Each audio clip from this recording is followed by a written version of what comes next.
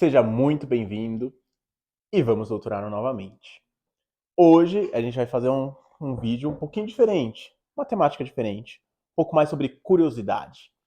E o que eu quero trazer para vocês é o que acontece com a gente quando a gente vai para o centro cirúrgico. Esse é um tema pouquíssimo abordado e meus pacientes sempre perguntam, eles sempre querem saber: poxa, Marcelo, quando eu chegar no centro cirúrgico, como é que funciona? Então eu vou te contar algumas coisas. Primeiro, a equipe que você vai conhecer. Quando você for para o centro cirúrgico, a primeira pessoa que você vai encontrar, ou melhor, reencontrar, é o seu cirurgião. Ele vai conversar com você e vai pedir para você assinar um termo, chama Termo de Consentimento Livre e Esclarecido. É um termo falando que você sabe da cirurgia que você vai fazer e está ciente dos riscos envolvidos nessa cirurgia. Esse termo ele é obrigatório em qualquer procedimento cirúrgico. Depois disso, o anestesista também vai aplicar um termo que você concorda com a anestesia, e nesse momento, se você ainda não tiver conhecido o seu anestesista, vai passar a conhecer. Após isso, você vai para a sala de cirurgia, que já vai ter sido totalmente preparada e higienizada para você. Na sala de cirurgia, você vai conhecer muita gente. Se não tiver conhecido o anestesista, o auxiliar do anestesista, o cirurgião, um ou mais auxiliares do cirurgião, enfermeiro, técnico de enfermagem, farmacêutico e instrumentador cirúrgico. É muita gente para cuidar de você. E quando você chegar lá, quando for a cirurgia por anestesia geral, que é o mais interessante aqui no nosso caso, você vai passar a dormir. O anestesista ele pode fazer alguns tipos de anestesia geral, inalatória, venosa, que é na veia, pelo nariz, e você vai passar a dormir. E a partir desse momento, você está na anestesia geral. E agora que vem o interessante. Após a anestesia, o anestesista precisa passar um tubo na sua boca para te ajudar a respirar. Aquele tubo que ficou bem famoso, que todo mundo falava sobre ele durante o Covid, a pandemia de Covid. Mas claro, é outra situação. A partir da anestesia geral, vai ocorrer o posicionamento. O que é o posicionamento? Toda cirurgia exige um posicionamento do paciente. Se você for operar o pé, o seu pé vai precisar estar preparado numa posição que fique confortável para o cirurgião.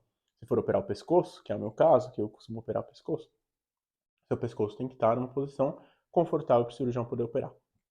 E assim por diante, depende da região do corpo que você for operar. Então você vai ser posicionado, dormindo. Então toda essa equipe vai fazer o posicionamento.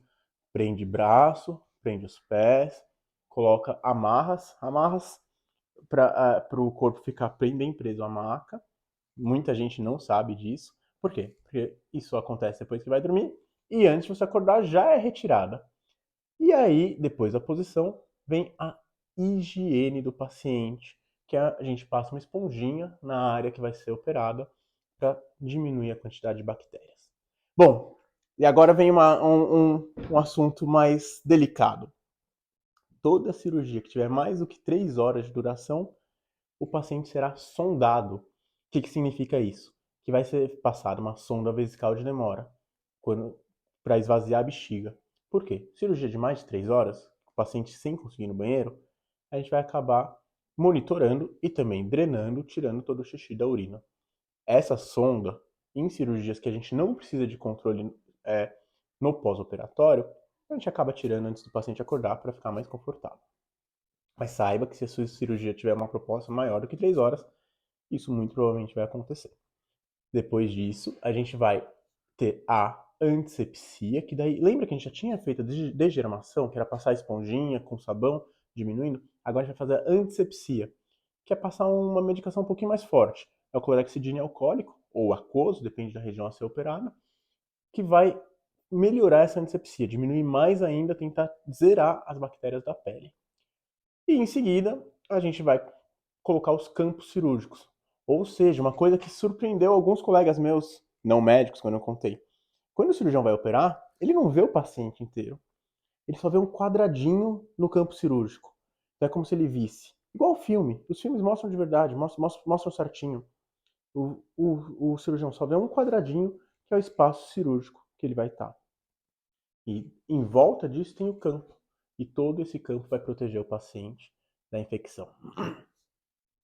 Depois disso tudo, existe um timeout.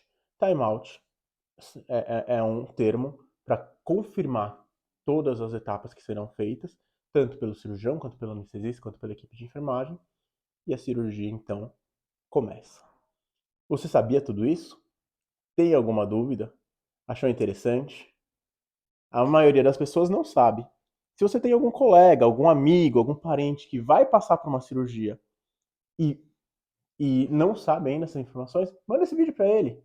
Tenho certeza que ele quer saber o que vai acontecer com ele depois que ele for para o centro cirúrgico. Se você tem algum familiar que já passou por cirurgia, ou se você já passou por cirurgia, conta aqui embaixo como é que foi. Como é que foi essa ansiedade de chegar no centro cirúrgico? É estranho chegar no centro cirúrgico, né? Estranho chegar de maca. Espero ter tirado dúvidas de alguns, matado a curiosidade de outros. E qualquer dúvida, qualquer coisa que você quiser que a gente acrescente, a gente está à disposição. Dê o seu like e compartilhe com quem você achar que vai valer a pena.